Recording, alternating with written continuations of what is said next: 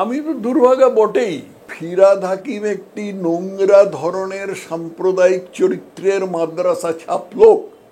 বিজেপির বিষ্ঠা বিষ্ঠা যা বলবার বলে বলুক, এগুলো তো ওই বিষ্ঠাটা ওর মুখেই লেগে আছে। 10 বছরের মধ্যে পশ্চিমবঙ্গে বিজেপি নিশ্চিহ্ন হয়ে যাবে, 20 বছরের মধ্যে পশ্চিমবঙ্গ মুসলিম মেজরিটি হয়ে যাবে, মুসলিম সংখ্যাধিক্য হয়ে যাবে, নিশ্চিহ্ন হয়ে যাবে বাঙালি হিন্দু।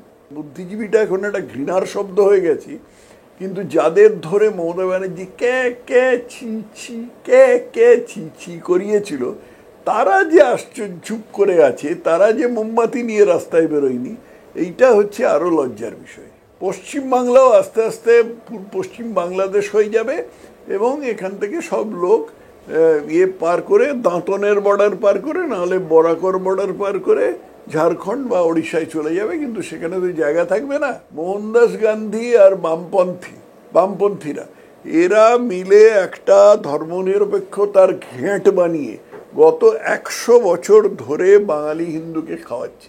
আমি তো দুর্ভাগা বটেই, কারণ আমার কোনো গ্রাম বলে জিনিসটাই বোঝো। প্রত্যেকের একটা গ্রাম থাকে। একটা কারুকে জিজ্ঞেস করো, ভাই তোমার গ্রামটা কোনটা, সে বলবে যে আমার বাঁকুড়ায় অমুক জায়গায়, আমার মুরগাসোলে আমার অমুক গ্রাম।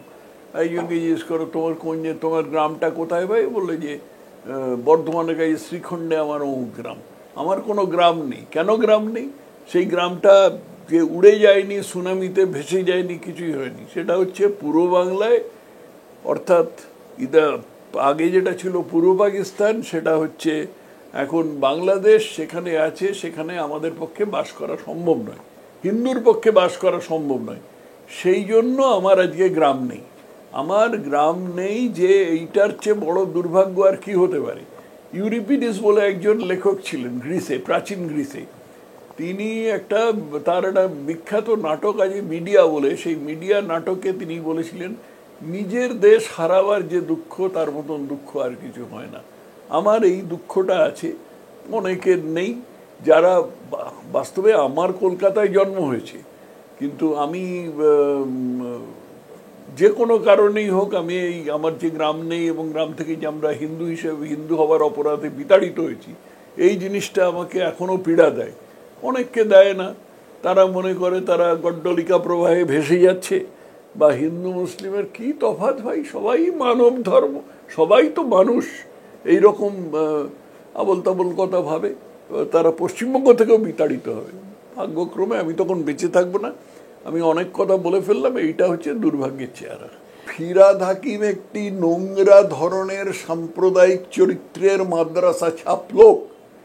ফিরহাদ হাকিম একটি নোংরা ধরনের সাম্প্রদায়িক চরিত্রের মাদ্রাসা ছাপলোক। সেটা সাধারণত ভোটের লোভে লুকিয়ে রাখে। বিজেপির বিষ্ঠা বিষ্ঠা যা বলবার বলে বলুক, এগুলো তো ওই বিষ্ঠাটা ওর মুখেই লেগে আছে। কিন্তু এই যে কথা, যে এটা করেছে, মানে হিন্দু ভোট পাওয়ার জন্য যে ধড়িবাজিটা করে, সেটা ছাপিয়ে মাঝে মাঝে ওর ওই মৌলবাদটা, মুসলিম মৌলবাদটা বেরিয়ে আসে, যেরকম এবার বেরিয়ে এসছে। আরেকবার বেরিয়ে এসছিল, যখন সেই গার্ডেন নিচে গিয়ে বলেছিল, আরে এ তো মিনি পাকিস্তান। হ্যাঁ, এরকম ভরে বেরিয়ে আসে আর কি। তো এই হচ্ছে ফিরহাদ হাকিমের চরিত্র। সে মেয়র হোক আর মন্ত্রী হোক আর যাই হোক। আর একটা কথা মনে রাখতে হবে, এই সব যে কাজগুলো ফিরহাদ হাকিম করছে, এগুলো কোনোটা কিন্তু ওর নেত্রীর অনুমতি ছাড়াও করছে না। নেত্রীর এতে সম্মতি আছে বলেই ফিরহাদ হাকিম এটা করতে পারছে। কিন্তু ফিরহাদ হাকিম যদি পেঁচে পড়ে, তাহলে নেত্রী ওকে এরম করে ফেলে দেবে। তাহলে কি স্যার আপনি মনে করছেন যে সনাতনীদের নির্মূল করার একটা প্রয়াস চলছে তো বাঙালি। আমি তো অল্প কিছুদিন আগে সোশ্যাল মিডিয়ায় বলেছি যে 10 বছরের মধ্যে পশ্চিমবঙ্গে বিজেপি নিশ্চিহ্ন হয়ে যাবে, 20 বছরের মধ্যে পশ্চিমবঙ্গ মুসলিম মেজরিটি হয়ে যাবে, মুসলিম সংখ্যাধিক্য হয়ে যাবে, এবং তারপরে বাঙালি হিন্দু একটা জনগোষ্ঠী হিসেবে থাকবে না। অনেক জনগোষ্ঠী আছে না, নিশ্চিহ্ন হয়ে যায়। যেমন উত্তর আমেরিকার যাদের আমেরিকান ইন্ডিয়ান বলা হতো আগে, এখন ফার্স্ট নেশন বলা হয়, তারা নিশ্চিহ্ন হয়ে গেছে, নিশ্চিহ্ন হয়ে যাবে বাঙালি হিন্দু। স্যার একটা জিনিস যেটা দেখা গেল যে এত বড় একটা কথা বললেন তিনি ফিরহাদ হাকিম, কিন্তু তারপরেও কোনো মেইন স্ট্রিম মিডিয়া, কোনো বড় মিডিয়া হাউস, কোনো খবরের কাগজ, কোনো চ্যানেল, কেউ কিন্তু এই বিষয়টা নিয়ে কোনো উচ্চবাচ্য বিজ্ঞাপন পেতে হবে। বিজ্ঞাপন কোথা থেকে পাওয়া যাবে? রাজ্য সরকারের কাছ থেকে পেতে হবে, আর তাছাড়া বেসরকারি প্রতিষ্ঠান থেকে পেতে হবে। বেসরকারি প্রতিষ্ঠান যদি বেগড়বাই করে তাহলে রাজ্য সরকার তাদের টিপে দেবে, তাহলে ওদের পেছনে কিছু কেওড়া লাগিয়ে দেবে, তাহলে আর সেখান থেকে বিজ্ঞাপন পাওয়া যাবে না। সেই জন্য করতে হবে। আর পশ্চিমবঙ্গের এই তথাকথিত বুদ্ধিজীবী টাইপের লোকেরা, মানে বুদ্ধিজীবীটা এখন একটা ঘৃণার শব্দ হয়ে গেছে, কিন্তু যাদের ধরে মমতা ব্যানার্জি কে কে ছি ছি কে কে ছি ছি করিয়েছিল, তারা যে আশ্চর্য চুপ করে আছে, তারা যে মোমবাতি নিয়ে রাস্তায় বেরোয়নি, এইটা হচ্ছে আরো লজ্জার বিষয়। এত বড় একটা স্টেটমেন্ট উনি দিয়ে দিলেন, এটা যদি মুসলিমদের জায়গায় দাঁড়িয়ে হিন্দুদের না বলে হিন্দুদের জায়গায় দাঁড়িয়ে মুসলিমদের বলতেন, তাহলে তাদের কোনো আগুন জ্বলে যেত। অবশ্যই জ্বলে যেত আগুন, অবশ্যই জ্বলে যেত, সবাই জানে আগুন জ্বলে যেত। কারণ বাঙালি হিন্দুদের কোনো চেতনা নেই, বাঙালি হিন্দুদের কোনো নিজেদের স্বার্থ সম্বন্ধে চেতনা নেই। বাঙালি হিন্দুদের এই চেতনাটা নেই যে তারা, তাদের মধ্যে 1 কোটি লোক হিন্দু হবার অপরাধে পূর্ব বাংলা থেকে বিতাড়িত হয়েছে এবং আরও হবে। পশ্চিমবাংলাও আস্তে আস্তে পশ্চিম বাংলাদেশ হয়ে যাবে এবং এখান থেকে সব লোক পার করে, দাঁতনের বর্ডার পার করে, নাহলে বরাকর বর্ডার পার করে ঝাড়খণ্ড বা ওড়িশায় চলে যাবে। কিন্তু সেখানে তো জায়গা থাকবে না। কারণ পশ্চিমবঙ্গ সৃষ্টি করেছিলেন শ্যামাপ্রসাদ মুখার্জি, কারণ উনি মনুষ্যকে দেখতে পেয়েছিলেন যে বাঙালি হিন্দু বিতাড়িত হয়ে এখানে আসবে, তাহলে একটা এদের জায়গা হবে। কিন্তু তারপরে আর তো শ্যামাপ্রসাদও নেই, আর পশ্চিমবঙ্গ থাকবে না। অতএব যা হবার হবে। স্যার, আপনি এক্ষুনি যেটা বলেন যে বুদ্ধিজীবীদেরকে মোমবাতি নিয়ে দেখা যাচ্ছে না, আরো একদল রয়েছে যাদেরকে দেখা যাচ্ছে না, তারা হচ্ছে বাম ফ্রন্ট, মানে তারা নিজেরা সেকুলার হওয়ার কথা বলে। বাম আর গান্ধীবাদী, মোহনদাস গান্ধী বলে একজন লোক ছিল না, মোহনদাস গান্ধী আর বামপন্থীরা, এরা মিলে একটা ধর্মনিরপেক্ষতার ঘেঁট বানিয়ে গত 100 বছর ধরে বাঙালি হিন্দুকে খাওয়াচ্ছে। তার ফলে বাঙালি হিন্দু সম্পূর্ণভাবে নিজেদের চেতনা ভুলে গেছে। বাঙালি মুসলমান কিন্তু ভোলেনি, বাঙালি মুসলমান কিন্তু এই ঘ্যাঁট খায়নি, কিন্তু বাঙালি হিন্দু এই ঘ্যাঁটটা খেয়ে মানে নিজের সর্বনাশ ডেকে আনতে চলেছে এবং আরো সর্বনাশ হবে।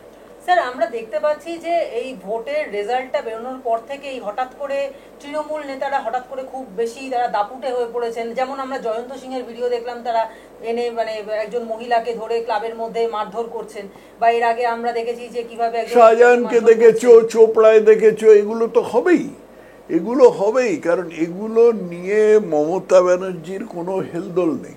মমতা ব্যানার্জির একমাত্র চিন্তা হচ্ছে পরের নির্বাচনটা জিততে হবে। কোন নির্বাচন? লোকসভা নির্বাচন হোক, বিধানসভা নির্বাচন হোক, জেলা পরিষদ নির্বাচন হোক, পুরসভা নির্বাচন হোক, পঞ্চায়েত সমিতি, পঞ্চায়েত, গ্রাম সভা, যে কোনো নির্বাচন হোক, স্কুলের নির্বাচন হোক, সেটা জিততে হবে। আর সেই জিততে গেলে যা করবার করতে হবে, গুন্ডামি করতে হবে, নারী ধর্ষণ করতে হবে, লোকের জমি নোনা জল দিয়ে ভাসিয়ে দিতে হবে, এগুলো সব করতে হবে। এগুলোতে কিচ্ছু এসে যাবে না ওর। উনি চান ভোটে জিততে হবে, তার জন্য যা করবার করতে হবে। কিন্তু এর মধ্যে কথা আছে, যদি কেউ, আর এর মধ্যে আরেকটা কথা আছে যে দোলা সেন যেরকম বলেছিল যে 4 আনা নিজের কাছে নিজের পকেটে রেখে 12 আনা পার্টিকে দিয়ে দাও, সেটা করতে হবে। কিন্তু এদের মধ্যে যে কথাটা আছে আর কি, যেটা আমি বলছিলাম, সেটা হলো যে যদি পেঁচে পড়ে কেউ, তাহলে মনে হয় তাকে টুস্কি মেরে ফেলে দেবেন।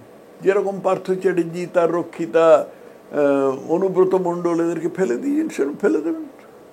স্যার, তাহলে বিজেপি কি করছে? কারণ এইরকম যে ঘটনাগুলো ঘটছে, এখন যদি মমতা বন্দ্যোপাধ্যায় বিরোধীর আসনে থাকেন, তাহলে তো কলকাতাকে একেবারে বিজেপি কি করছে আমাকে জিজ্ঞেস করো না, আমি তো বিজেপির কেউ নই।